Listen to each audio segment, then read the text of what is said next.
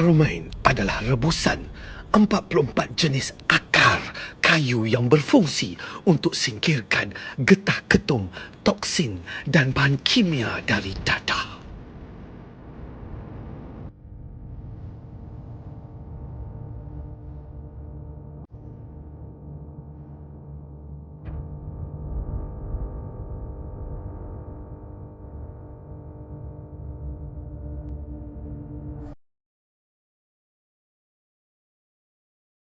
Ini adalah minyak Harumain.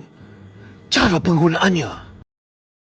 Nombor 1. Sebotol jus Harumain hendaklah dibancuh, dijadikan 2 liter, 1 botol mineral besar dan 1 botol mineral kecil.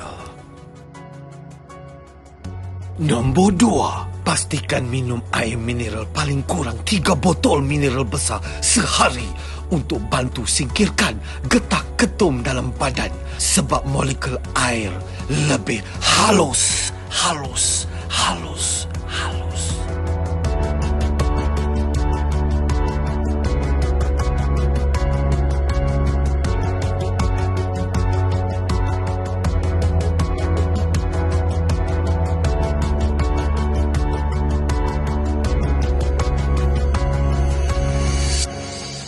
Set Harumain Premium.